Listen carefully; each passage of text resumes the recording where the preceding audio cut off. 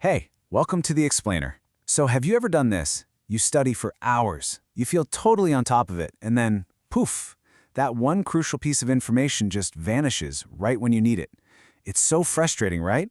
Well, today we're going to dig into exactly why that happens, and more importantly, how to make sure it never happens again. Okay, just picture this for a second. You're in an exam. The clock's ticking away, you can feel the pressure building, and you get to a question you know you studied for. And then, nothing. Your mind just goes completely blank. It's the worst feeling. You can almost see the answer like right there on the textbook page in your mind's eye, but you just can't grab it. This quote just nails it, doesn't it? You knew that you knew it because you read it 10 times, but it's just not there. See, it's not that you were lazy. You put in the time. You read that chapter over and over and over. So what is going on here? I mean, yeah, stress is part of it, for sure. But the real problem? It's often baked right into how we study. It turns out there's a name for this.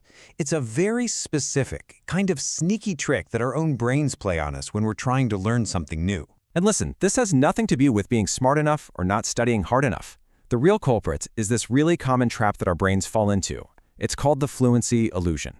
So, the fluency illusion is basically your brain mistaking familiarity for actual knowledge. It really just boils down to this. You think you know it, but you really don't. Just because you can look at your notes and go, oh yeah, I recognize that, doesn't mean you can actually pull that information out of your head from scratch. And the reason our brain does this is actually pretty fascinating. It's because your brain is a hugely efficient machine. It's always looking for shortcuts to save energy. So when you're just rereading, your brain sees the answer right there on the page, and it thinks, hey, the info's right here. Why waste energy storing this? I can just look at it again. It's a shortcut that totally backfires when the book is closed. And that gets us to the key difference here. Passively rereading something only trains your brain for recognition. But an exam or any real-life situation doesn't ask you to just recognize the answer from a list. It asks you to recall it. Active recall, on the other hand, is like doing reps at the gym for your brain. It forces it to build those strong neural pathways you need for real memory. So, how do we actually fight back against this illusion? Well, the good news is there's a super powerful and actually pretty straightforward technique to beat it and make your study time truly count. The fix is a method called active recall. Our source material calls it auto-testing, which is a great name for it. The name pretty much says it all, right? It's about testing yourself, forcing your brain to actively go and retrieve the information without any hints or clues. This is so incredibly effective because it's more than just a study method. It's also a diagnostic tool. It forces your brain to actually search for the material internally, which immediately shows you what you've really understood. But, and this is maybe the most important part, it shines a spotlight on the exact gaps in your knowledge. You instantly see what you don't know, so you know exactly what to work on. Okay, so you're probably wondering, how do I actually do this? It's a lot simpler than you might think. Let's just walk through a really clear, step-by-step game plan you can literally start using today. All right, here we go. First, you study a chapter or a section of your notes like you normally would. Then, and this is the absolute most important part, you close the book, seriously, put it away where you can't see it. Now try to recall everything you just learned. The next crucial step is to open the book back up and check what you got wrong or what you missed. Then, and this is the key to efficiency, you focus your energy only on reviewing those gaps before you try testing yourself again.